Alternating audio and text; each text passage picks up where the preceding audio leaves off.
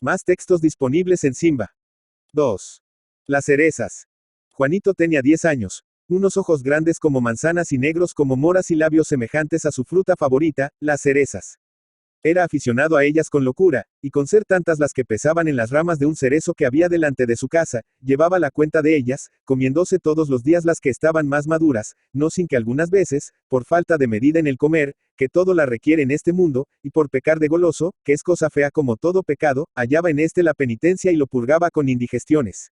Cuando estaba en cama y a dieta, hacía formal propósito de enmienda, que duraba tanto como la indisposición, pues no tenía fuerza de voluntad bastante para abstenerse de lo que no le convenía.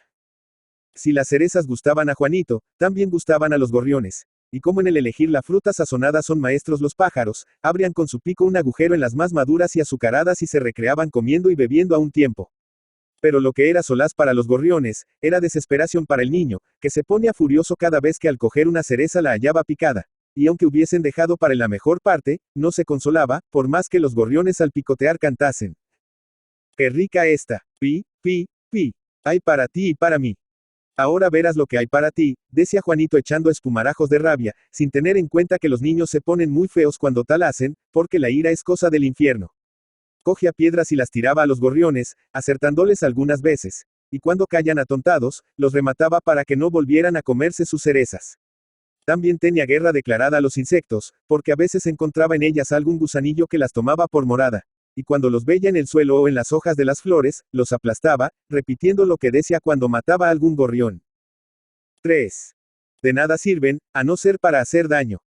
El tío Pedro, que cuando niño había recibido algunas lecciones del señor cura, que le había enseñado a leer y a escribir inculcándole buenas máximas, observaba a Juanito que en este mundo todo tiene su destino y utilidad, desde el hombre al último insecto. Pero Juanito se burlaba de él y continuaba apedreando a los gorriones.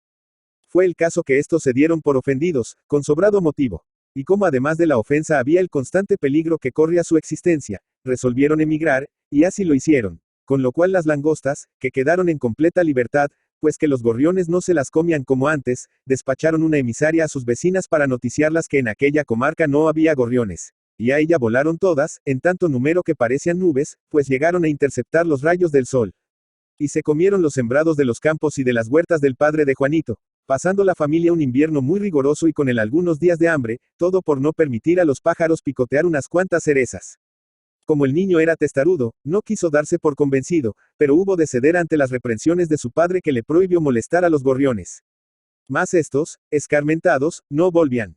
Un día el padre pudo proporcionarse uno que un amigo suyo, que vivía a algunas leguas de distancia, había cogido en el nido. Se lo llevó a su casa, crióle con tanto mimo que el pájaro hacía 1000 monadas, saltaba a la mesa y comía las migajas de pan que quedaban en los manteles y seguía, revoloteando, a los de la casa.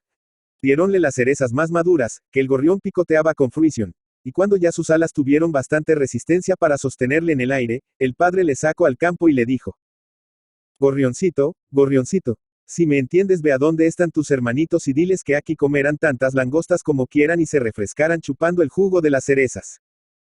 Abrió luego la mano. El pájaro le dio 2 picotazos en la palma sin duda para mostrar su gratitud y alegría, y luego tendió el vuelo piando. ¡Qué rica esta! Pi, pi, pi. Si hay para mí, hay para ti. Sus compañeros le recibieron con grandes muestras de alborozo porque le creían muerto. Preguntaronle de dónde venía y contestóles que de una. 4. Tierra donde había langostas en abundancia y muy ricas cerezas, invitándoles a ir a ella. Pero como había en la bandada muchos gorriones viejos, disuadieron a los demás de su primer impulso, que fue volar hacia allí. Más tanto insistió el emisario y tan grandes fueron las seguridades que les dio, que ordenaronle acompañar a uno de los más viejos y listos para cerciorarse de si era exacto lo que decía. Llegaron al cerezo, no sin haberse atracado antes de langostas. Y el gorrión viejo, si bien metió el pico en la fruta, no apartó los ojos de Juanito, pues recordaba una pedrada que antes de emigrar le había tirado estropeándole 2 plumas de la cola.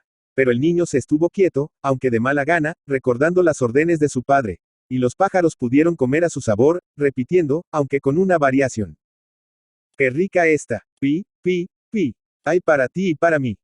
Fuéronse luego a dar aviso de lo que pasaba, y todos los gorriones levantaron acto seguido el vuelo y se fueron a los campos y a las huertas del padre de Juanito, dando tan buena cuenta de las langostas, que a los pocos días no quedaba ni una, pues las que salvaron la vida escaparon. Con lo cual al año siguiente la cosecha fue muy abundante, gracias al sacrificio de unas cuantas cerezas.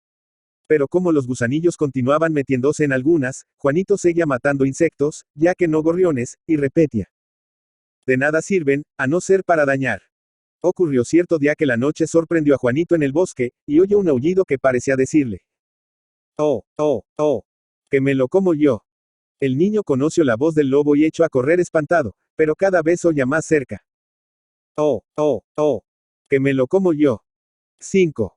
Juanito no cesaba de correr, pero con tan poco tino que acabó por extraviarse. Y el aullido del lobo resonaba tan cerca de sus oídos que parecía que el aliento de la fiera humedecía su cogote, cuando vio una lucecilla. Y creyendo que procedería de una casa, echó a correr en dirección a ella dando fuertes gritos. Llegó donde estaba la lucecita, que brillaba encima de la hoja de un rosal, y a los pocos pasos vio la casa. El lobo le tocaba los talones y repetía. Oh, oh, oh. Que me lo como yo. Un gorrión que estaba encima de una piedra, voló espantado y sin saber a dónde iba. Y como la piedra difícilmente mantenía el equilibrio, lo perdió al volar el pájaro, rodó en el momento de pasar el lobo, que ya abría la boca para coger a Juanito, y cayó sobre el lomo de la fiera, que creyendo le daban caza, dio una vuelta y echó a correr en dirección contraria, aullando. ¡Jai, jai, jai! ¡Que me comen a mí! En aquel momento sale el padre de Juanito armado de una escopeta, y como era buen cazador alcanzó al lobo de un tiro dejándole muerto. Al ver los afilados dientes de la fiera, se estremeció el niño, porque tocaba de cerca el peligro que había corrido de ser destrozado por ellos. Y como aún brillase la lucecita que le había guiado, se acercó al rosal y en una de las hojas vio un insecto, una luciérnaga, a la que debía la vida, además de debérsela al gorrión. Cuéntase que desde entonces ya no dijo que los gorriones y los insectos para nada servían y se restableció por completo la paz entre ellos y Juanito, aunque debiese pagarles como tributo algunas cerezas. Y colorín colorado. El cuento se ha acabado. 6. Teodoro Varo. Teodoro Varo y Sureda, Figueres, 1842, Malgrat de Mar, 1916, fue un abogado, político, periodista y escritor catalán. Produjo obra literaria de distintos géneros, como teoría, novela, poesía y teatro, pero se dedicó principalmente al periodismo, siguiendo la línea de Mañé y Flaquer en el Diario de Barcelona. Como político, vinculado al Partido Liberal de Sagasta, ocupó diversos cargos en diferentes ciudades españolas. 7.